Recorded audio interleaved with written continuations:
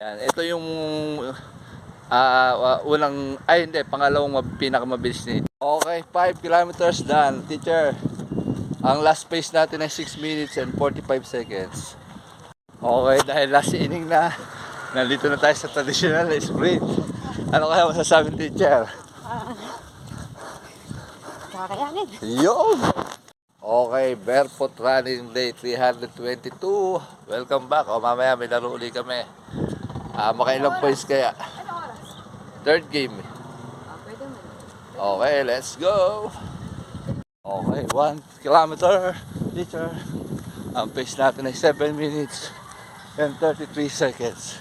Ang calories burn natin ay 87 kilocalories burn. Tingnan yung araw, ganda oh. Sunrise, ay sunset. Ganda nung araw.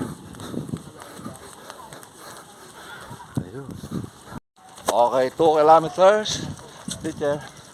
Ang pace natin ay 7 minutes and 29 seconds. Ang calories burn natin ay 179 kilo. Shoutout kay Steven. Lipat. Okay, 3 kilometers, teacher. Ang pace natin ay mabilis ngayon. 7 minutes and 4 seconds. Ang calories burn natin 260 kilocalories burn. Malapit na si Ma'am sa 6 ang pace per kilometer. Alright, tuloy-tuloy lang. Okay, 4 kilometers, teacher. Ito, pinakamabilis niyang pace ngayon. Ang pace niya ay 6 minutes and 55 seconds. Ang calories burn natin ay 350 kilocalories burn. Diba? Bumibilis habang tumatagal. Good, good, good. Okay, dahil last inning na, nandito na tayo sa traditional sprint. Ano kaya masasabi, teacher? Kakayanin.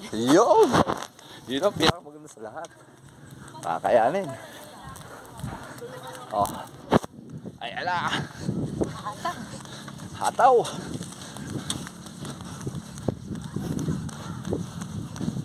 Baliwala. Baliwala ang paahon. Batang dike. The flying saucer. Joke lang. Oh, bilis.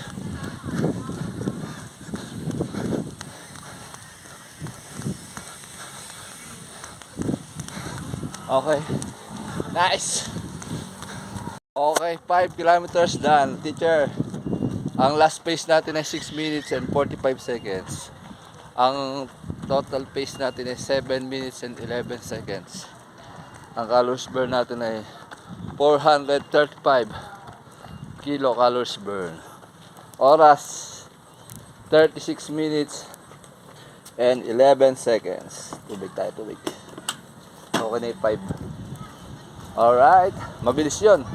Yung pace ni teacher na yan. Yung last pace. Ayan o, cool down. Cool down. Ayan, ito yung pangalawang pinakamabilis ni teacher. 36 minutes and 11 seconds.